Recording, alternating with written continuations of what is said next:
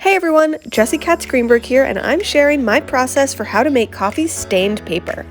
Fill a baking dish 1 to 2 inches with extra strong coffee. I brewed about 7 scoops of whole bean coffee with 3 cups of water, and don't waste those grounds, add some to your coffee bath. These extra grounds will just add more texture. You can use any uncoated paper for this. I'm using half-sheet lined binder paper. Add your first page to the baking dish, making sure the coffee is cool enough to touch safely.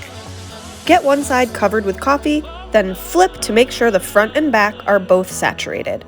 You can layer 2 to 4 pieces of paper in the baking dish at once.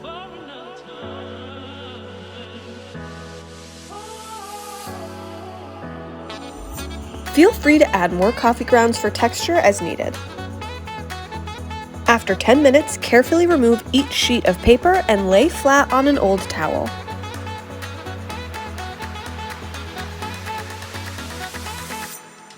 For more texture, while the paper's drying, you can add more coffee grounds. You can layer pages on top of each other while they dry. This works especially well when the first pages are already damp, so they're no longer completely wet, and layer wet pages on top. Or crumple pages entirely before you add them to the coffee bath.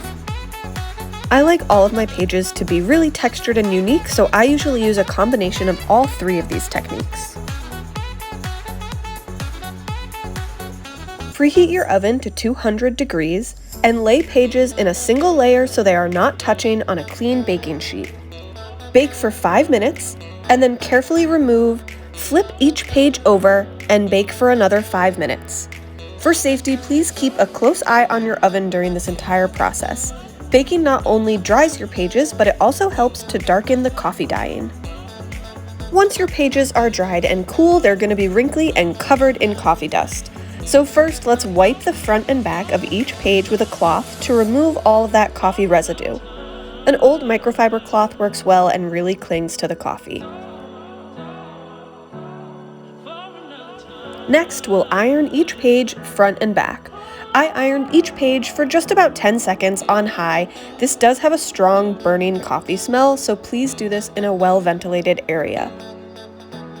You can see how much flatter and smoother this page is now after ironing it, which is going to be really helpful when you use it for projects later on. You'll even iron your crinkled pages. Ironing just helps make your pages softer and easier to write on. It won't iron out that texture. You can still see it here. Just look how much flatter and more manageable this stack is after ironing it. Before we go, I want to show some of my favorite pages. These beautiful marks here were made by stacking pages while they dried.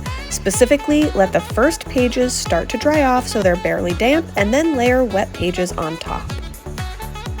And this page, I call it a stardust pattern. It's achieved by drying and baking the page with coffee grounds still on it. I'm using my paper in a journal, but they are great for other paper crafts, card making, mixed media art, and so much more. Let me know in the comments how you'll use your coffee stained paper. Thanks for following along, and subscribe for more craft tutorials and tips.